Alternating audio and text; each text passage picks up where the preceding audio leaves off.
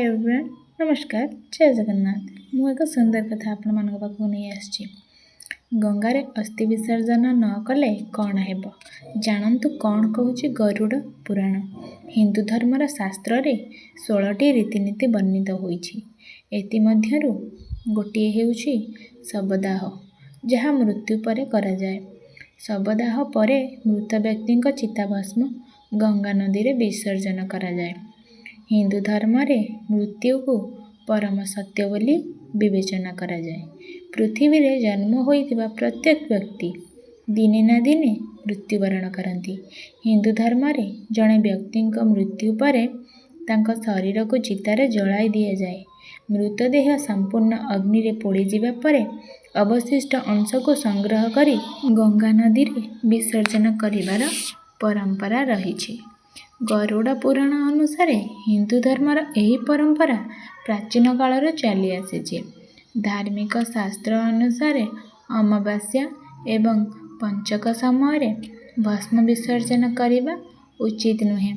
गरुड़ पुराण अनुसार भस्म विसर्जन बहुत महत्व अच्छी।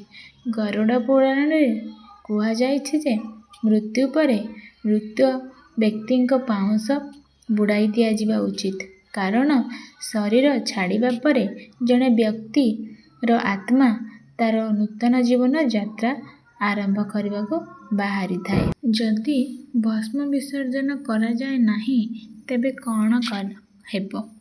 शरीर 5टी उपादान रे गठित पृथ्वी वायु अग्नि जल एवं आकाश। शेषकृत्य करिबा परे शरीर एवं 5टी उपादान सहित मिसी जाए। गंगा नदी रे भस्म विसर्जन करने द्वारा मृतक व्यक्ति आत्मा को शांति मिली थाए। किंतु जदि भस्म विसर्जन न करा जाए तेबे कौन हुए जानती कि? आसंतु जानिबा गरुड़ पुराण रे ए विषय कौन कहा जायछि। आत्मा को शांति मिले नहीं। गरुड़ पुराण रे कहा जायछि जे जदि शवदाह परे मृत व्यक्ति पाउंस को विसर्जन करा जाए नहीं तेबे तांको आत्मा को शांति मिले नहीं।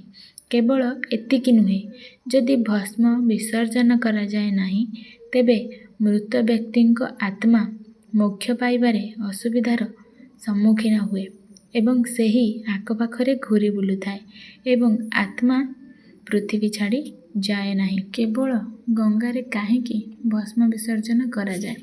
हिंदू धर्म रे गंगा को एक पवित्र नदी बोली कहा जाए जहाँ मोक्ष प्रदान करे। विश्वास करा जाए जे गंगारे भस्म बुड़ाई देले मृत व्यक्ति आत्मा मोक्ष एवं स्वर्ग प्राप्ति करे।